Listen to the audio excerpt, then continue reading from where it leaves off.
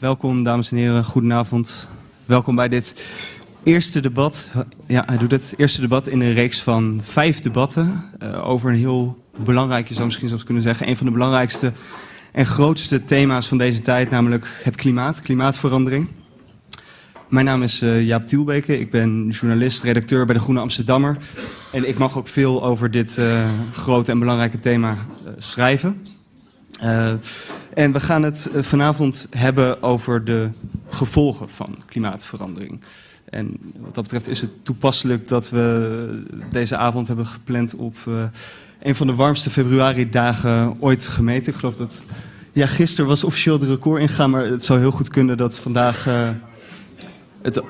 Oké, nou, het record is alweer gesneuveld. Vandaag was officieel de warmste februaridag ooit gemeten. Een aantal weken geleden stond er een stuk in Vrij Nederland over de zeespiegelstijging en wat die zou betekenen voor Nederland. Nee, dat leverde inderdaad zorgwekkende scenario's op. Daar ging het ook al over de optie van, dat noemden ze dan, gecontroleerde terugtrekking. Wat zou betekenen dat we gewoon moeten accepteren dat West-Nederland op een gegeven moment onder water komt te staan. En dat wij naar Duitsland moeten vluchten of iets dergelijks. Maar meer om aan te geven dat soort echt acuut zorgwekkende scenario's, of dat soort zorgwekkende scenario's vaak nog in de toekomst spelen en een beetje abstract is. Maar we gaan het vandaag ook hebben over de gevolgen in andere delen van de wereld, waar die vaak nu al enorm problematisch zijn en ook echt aan het leven van mensen raken. En we gaan specifiek vanavond hebben over de gevolgen in Zuidelijk Afrika. En de reden dat we dat gaan doen, en dat is ook de reden dat ik nu naar het Engels over ga schakelen, is that we have a special guest tonight, Andrew Mambondiyani, and I was told that means he who is king, more approximately. So the expectations are high. And Andrew is a climate journalist from Zimbabwe.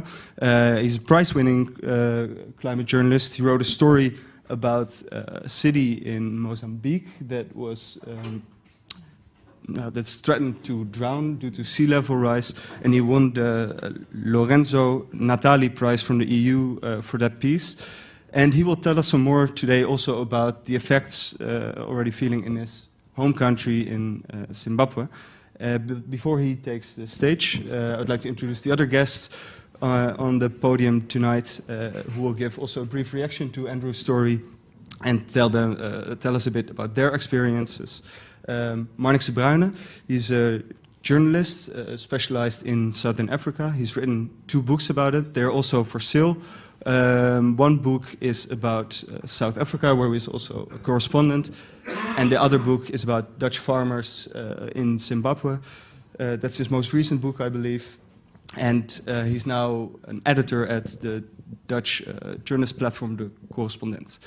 And then we have Niko Wanders. Niko is a research assistant, or assistant professor and a researcher at the University of Utrecht, and you're specialized in extreme hydraulics, which sounds to me complicated, but I'm sure you can explain it much better than I do, so we'll wait for your presentation as well. Solutions, so don't worry if it's all too gloomy before the break. We'll get to the positive things, we'll get to the solutions after the break, and then we will also have some more time, some more room for questions from the audience. So I'd like to ask you to, if you have any questions, please remember them, and we'll get to them, and we also have to speak into the microphones, I was told, because this evening is also being live streamed.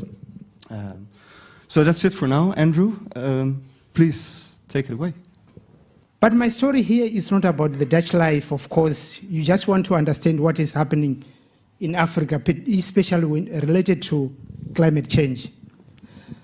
But some of the issues I'm going to mention here, possibly they don't make a lot of sense, especially for the Dutch audience. Because some will say, some of you have never slept on an empty stomach. Food is always there. So some of things don't even make sense.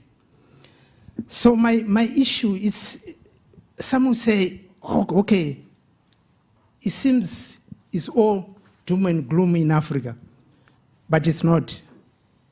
There are still some silver lining, and there's still hope. I'm sure you hear some of the quite interesting stories, especially when he's going to present some of the solutions. But one of the biggest challenges, especially in Africa, when it comes to climate change, is the severe droughts. I'm sure you have heard about serious droughts in Africa. And Zimbabwe at the moment is facing a serious drought. And most of these droughts has been attributed to climate change. And besides the droughts, it's like we experience droughts in one season, which are very severe. Another season, we experience severe floods. So the issue is kind of tricky, especially for Africa. And you know, most of the countries, I know you've been following events, especially in Zimbabwe. And one thing I like at the moment is, because when I travel, especially outside Zimbabwe, people will ask me, how is your president, Robert Mugabe? But I know we have got another president, and most foreigners are not able to pronounce his surname. So in the meantime, I'm comfortable because many people are not asking me about that new president because they cannot pronounce the surname Mnangagwa. So we've got another president. But the real issue at times is political issues versus climate issue. That combination, especially for Africa, it's a serious issue.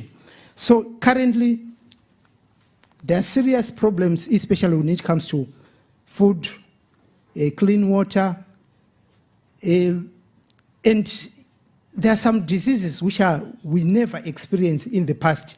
But because of climate change, we are experiencing those diseases. Like in some cities in Zimbabwe, we used not to experience malaria. But malaria is now there because of climate change. Because the weather, some conditions are getting warmer, which is also good for malaria. And livestock diseases, most farmers are experiencing what they call it January disease. But that disease was only experienced in January when we have high rainfall. But now we are experiencing it throughout the year. And actually, this past year, more than 50,000 livestock died from this disease. And this year, I'm sure some of you have been reading some stories about Zimbabwe. You have seen that more than 5 million people need food aid because of the serious drought. So climate change is a serious issue, especially in Zimbabwe. Of course, you have heard about the story which I did in Mozambique. It was about the rising sea level. So in Mozambique, there's a city called Beira, and that city has been affected by the rising sea level. But I know here in Netherlands, there are some problems related to rising sea level. But the impact is different because we are talking of a poor country which does not have the financial resources to come up with some, because I remember I visited one of the, of course I cannot pronounce the name, but it's one of the most, I should say, complicated barrier which is stopping seawater from flooding some areas. So we visited that area on about 3 days ago.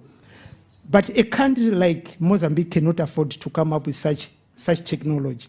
That's why the impact, we might have the same problems like droughts. You had some droughts here, but the impact is different. Here you've got the resources.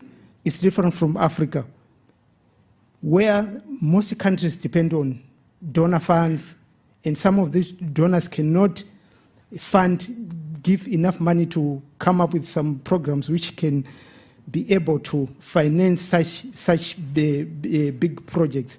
And we also have a serious problem of migration, whether it's internal or external migration, but it is now a very big issue, especially because of the climate change.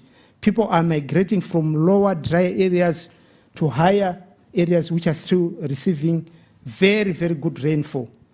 But the countries are not ready for such migration, whether it's internal, whether it's external. Currently, it's a very, very, very, very big issue. So these are some of the major problems which most countries in Southern Africa are facing. But I know I've got quite a few pictures here. This woman is telling me about the effects of climate change. She has got to spend almost every day looking for water. She has got to spend almost every day looking for food.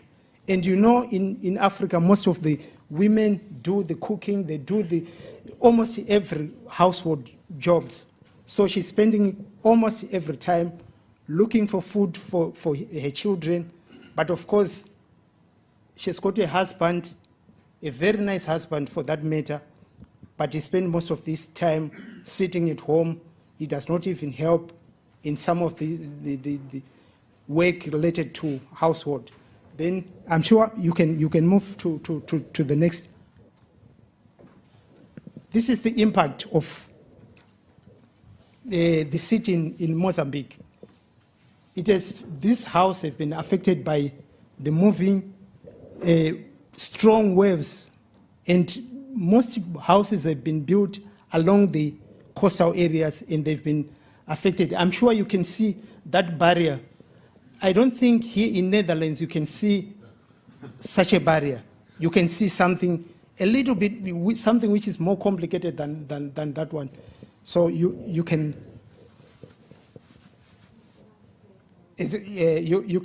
or this is it the last? Oh, okay. Yeah. So you can see this farmer. I know this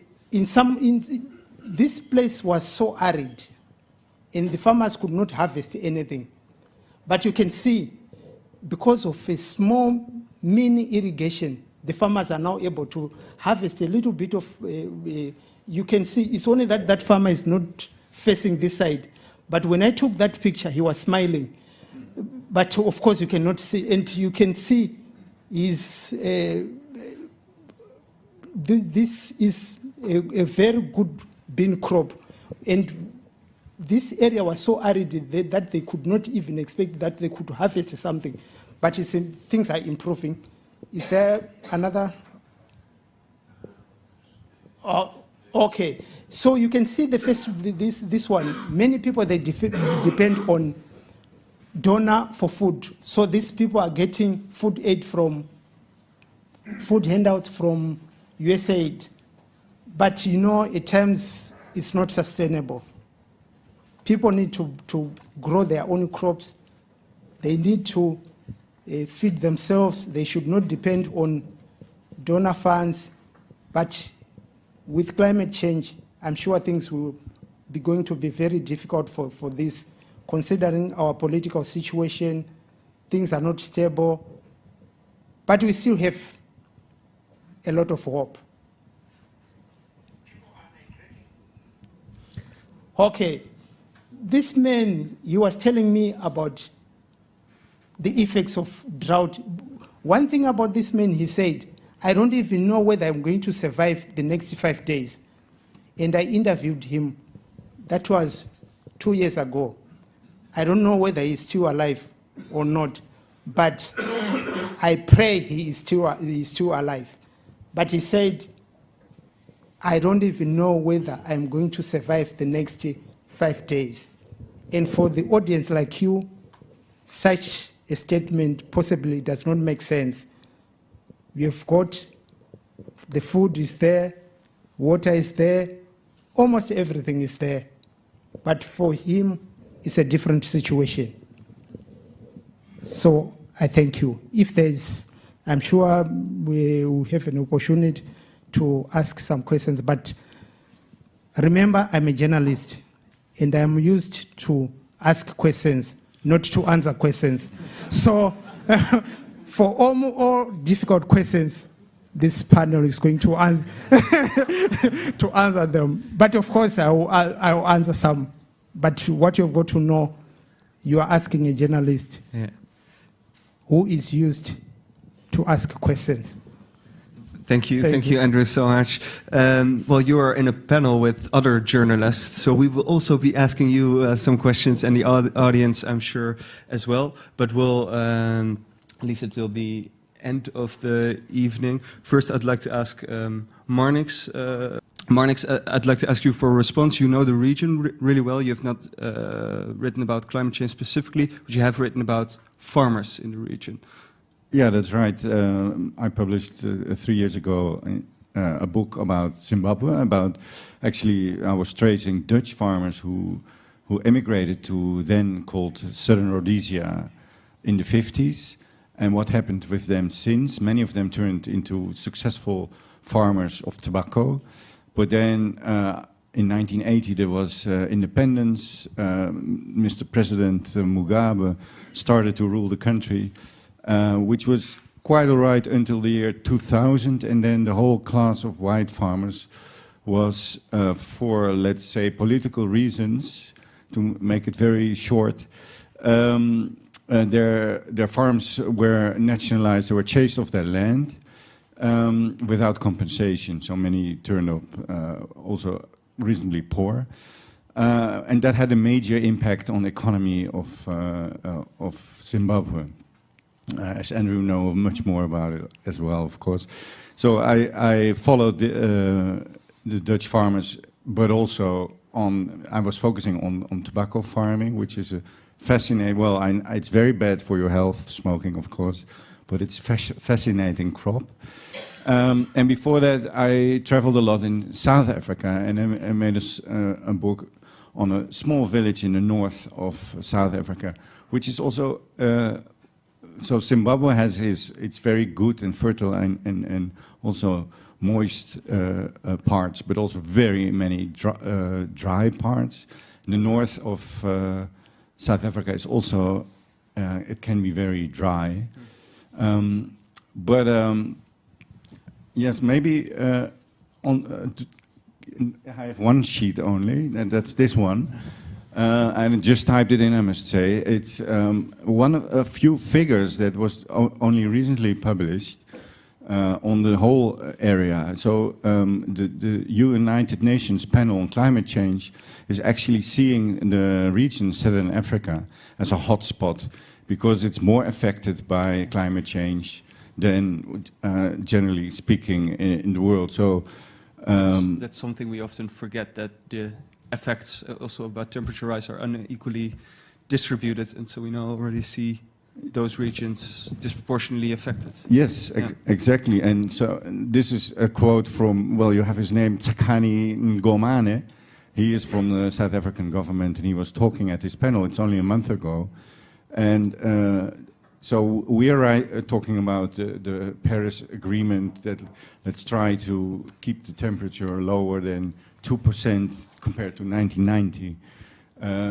But most scientists, I'm sure, elaborated and want to have it lower than 1.5. Now in Southern Africa, it's already 2% higher than a century ago, and it's going twice as fast high than in the other, well, than averagely in the world. And in Botswana, which is an extremely dry country, it's 80%, I think, it's desert. Temperatures are even rising faster. And that was all, that happened while we were sleeping, basically, you can say. Yeah. But then when Cape Town, which is a huge modern city in South Africa, when they experienced that they run out of water for the first time in history almost. Only recently, right? Last year. And they just escaped in a way. They were talking about day zero, and day zero was when there was no water left anymore in the dams, they call it, the artificial lakes. Now, so that's the general idea, but then because of this evening, I phoned to two farmers I know in South Africa and in Zimbabwe. And one is, and I just asked their personal experience, and they are commercial farmers, so they were white farmers, so they have huge farms. And maybe, yeah, if there's time, I can just briefly talk about their Yeah, experiences. sure, yeah. Yeah, so we have an Afrikaner farmer, Mr. Kosi Elof. He is near the village I was describing in my first book, Zoek mekaar. And he's growing avocados, which needs a lot of water. And he sent me the email before I phoned him. So he's mentioning 5 things. So higher temperatures on hot days, more wind, but also it's not only drought, it's also a lot of hail, less rainfall, and then it seems that the seasons moved forward. So rainy season starts later. August winds, now we're experiencing late September. But then I phoned him, and he said, but we're still managing. We're actually doing very good, but we take very much care that we don't spill any drop of water. And normally when you do irrigation, you can just run the waters, but he's calculating and to keep it as low as possible. The same thing actually when I phoned a tobacco farmer, a large scale, one of the well, he's actually a retired tobacco farmer, but he's in the Commercial Farmers Union, what's left of it, in Zimbabwe. And before the white farmers were chased away, you had a class of 4,500 large-scale farmers. And they produced a lot of food as well, and tobacco. And then at that time, Zimbabwe was still prosperous. Now the economy is really going down. And he said, you know, and he also had another warning. He said, okay, we also have the same experience. We have erratic rains. Now for tobacco, you have to plant the tobacco seeds more or less 2 weeks before the first rains comes. So it really helps when it's every year on the same thing, so you can predict it. Now, the seasons have become less predictable. So especially for the small town farmers, for the small farmers, that's a big problem. Exactly. Now the big farmers, who still have some money, they have irrigation schemes and they can go around it. And he also said, you know, when I was young, we just called it droughts. Now we call it climate change. But we always had droughts. And he warned also, you know, don't use climate change all the time as a scapegoat. That's something we'll definitely get into, because that's also one of the challenges of climate change reporting, I think. When it can be, you know, bad farm policy. That's always from the question, government. Like, is it a warm February day because it's just an unusual warm February day, or is it because of climate change? But we'll get into that, because I think that's also an interesting topic when we discuss climate change reporting. But just to finish that again, when you have access to money, you can prevent a lot of things. You can have irrigation, you can make dams, which happens a lot in South Africa, and they have the technology. But you need money, and you need investment. Now he's experienced difficult because of the economy. There are no foreign currency, so you cannot import all the machinery you need for irrigation. So that's also a problem, and it affects each other. Globally, the effects of climate change disproportionately harm or affect the most vulnerable and poor, but also within these countries, there are some who are, for whom it's easier to manage the effects than others. Yeah, and one other thing, well, especially Malawi and Zimbabwe, but also Botswana, well, there's mainly desert there. It's highly agricultural countries with small farmers who really depend on rain, and they don't have the money. For instance, in Zimbabwe, but also in South Africa, you have a very good insurance system. You can insure your crops against hail. And there's now more hail than before, and it's very erratic. But the small farmers, they cannot. And he also mentioning, well, you can elaborate on it, in Zimbabwe, that the government is actually helping small farmers with inputs, fertilizer, seeds, and etc. But there is no government guarantee to protect the crops against hail. And that's what he was proposing to the Zimbabwean government, make insurance for all the farmers, not only the rich farmers can afford it. Okay. Yeah, I'm curious to hear your thoughts about that maybe later, but first let's go to Niko, who will talk also a little bit more about the effects here in Holland as well, and the comparison to Southern Africa. Yeah, I thought I'd put it a bit in perspective. I will go straight to this next slide. I also lecture, so I'm used to having slides. I thought, like, we talk a lot about climate change and hydrology and water available and stuff like that. But I thought I'd show also a bit of the picture of how much we affect actually the world. Not only by, I mean, the Netherlands is famous for having a lot of delta areas. I mean, if you live in this area, you're kind of dependent on it. But if you're living somewhere else in the world, it's not that obvious. So this is our typical natural image. So if you go to the next slide, we were talking about this. It's not moving, so we'll just go to the next one. I guess, yeah, go to the next one. That's fine. Yeah, so here I take some examples of what we actually do to our system. And these reservoirs that you mentioned already in South Africa, we build a lot of them around the world. We use a lot of water for industry. We use a lot of water for domestic, livestock, and then irrigation. And also to pick up on the point that Andrew made, that if you make irrigation, that helps to prevent the droughts, and that's certainly the case. The problem is in a lot of regions we do it irresponsible, so we take a lot of water. If you have a desert area, it's there for a reason, because there's not a lot of rain. So if you're then going to drag up all the groundwater, that's the water that's underneath the ground, basically. In the Netherlands, it's 1 meter deep, but in Zimbabwe, it's many, many meters. And if you do that for multiple years in a row, then you actually drain the aquifers, and that's happening in regions like the US, that's happening in regions like India, that's also happening in a lot of regions in Northern Africa already, and even in the Netherlands in some regions, and that's why some of the coastal regions have problems with salt water. So that's one of the aspects, but it mitigates the droughts, but it's not a sustainable solution, and that's part of the challenges that you face because these people don't have food. You want to provide food, and then you go to an unsustainable solution maybe. There are also sustainable solutions. I think we come to those after the break, so I'll leave those in the mystery box. Yeah, that's one of the problems.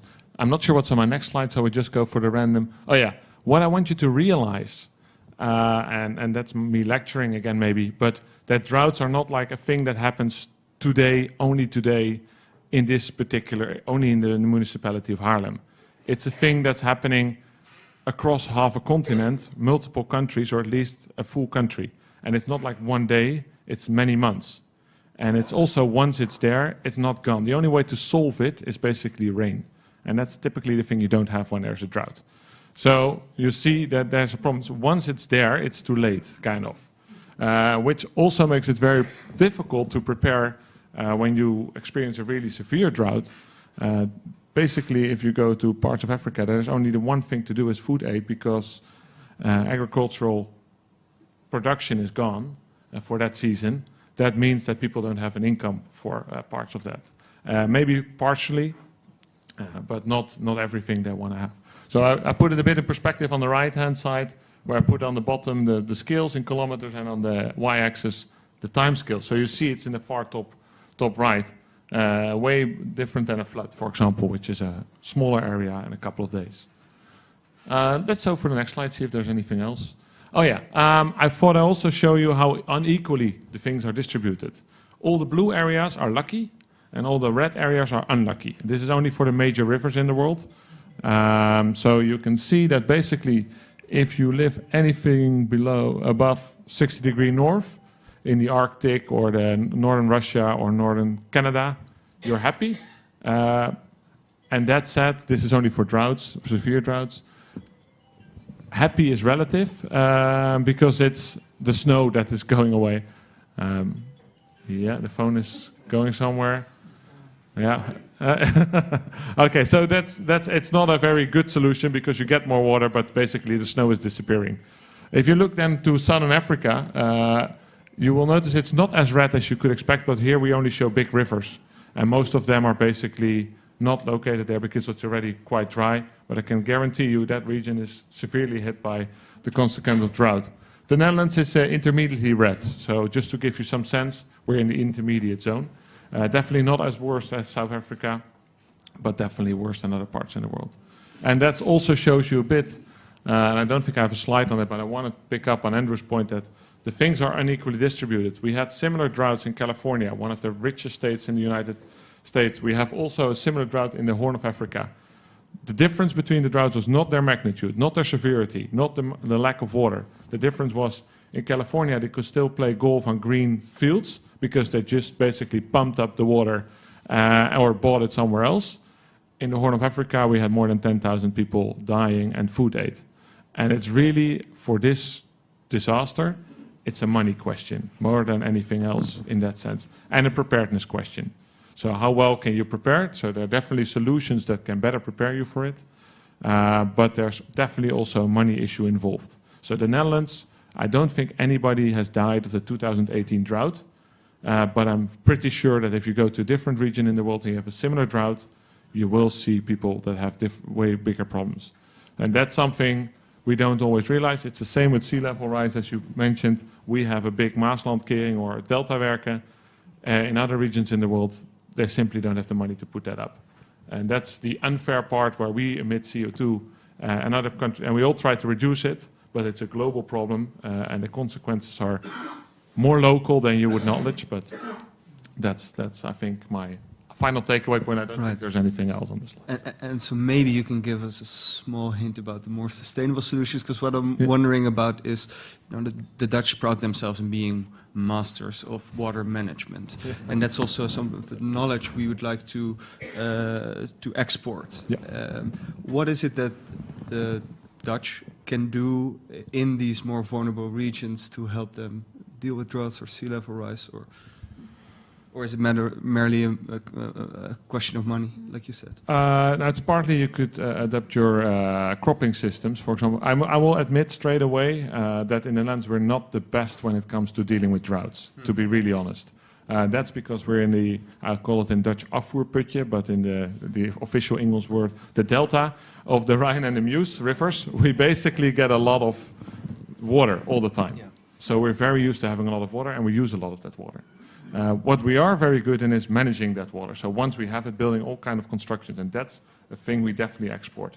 I work a lot around the world, and you see Dutch hydrologists everywhere. It's an export product from the Netherlands. And basically building sea protections, that's one of our famous things. For example, the bagger, the excavation ships that basically support the coastal regions around the world, that's something we do pretty well. The issue of land subsidence, so that's veeninkklinking, and we'll translate a bit of the difficult words for you guys. But the land subsidence, basically where we lose land, especially out into the area of Gouda, we have learned how to deal with that. That's something we export as well. And then we have a good knowledge of how we should do the crops and the forecasting of droughts and making these climate predictions. That's our job. But the real knowledge, we have a country with a lot of water. That's one of our problems, in essence. So Andrew, one of the things I was wondering about is how is climate change discussed in the public debate in Zimbabwe in general? Because as we've seen, it has a lot of complex effects, not only to the weather or to drought or heavy rainfall, but also a contributing factor to even more instability, economic consequences. Is there a lot of talk about, is there a lot of awareness about climate change as a contributing factor or a driver of these issues? Okay, one of the biggest challenges in Zimbabwe is politics. Because in Zimbabwe we say people eat politics, sleep politics, talk politics. Almost everything in Zimbabwe is about politics. So at times, as a journalist, it's very difficult to convince, say, my editor, if the editor is based in Zimbabwe, to take a climate change story. So climate change is still in the periphery. But when it comes to, because recently we had our elections, no politician talked about climate change during the campaign period. They talk about some other issues, some political issues, but they did not talk about climate change. But I do believe climate change is one of the biggest challenges, especially in Africa, because I think the next civil war will not be about the control of oil, the control of diamonds, or the control of gold, but it will be the control of water. Because water will be one of the biggest challenges, especially in Africa. But the issue is Africa taking climate change seriously? At times we might say We need investment in coming up with the irrigation or whatever from outside. But at times, are we also putting the few resources we have, especially in irrigation development? But at times, no. So I can say it seems Africa is expecting, like Zimbabwe, is expecting too much from the developed world. But we can also do something using the few resources we have. But the difficulty, I think, also is that in the discussion in Southern Africa is much more about climate adaptation, where it's like they have limited possibilities to do climate mitigation, so the reduction of CO2, because that's mostly the industrialized developed countries who are, in some sense, especially historically, responsible for the climate change we're seeing now. How do you think we should deal with this, strange tension? Yes, the most important thing right now is adaptation. Because most politicians are saying, why do we need to reduce our CO2?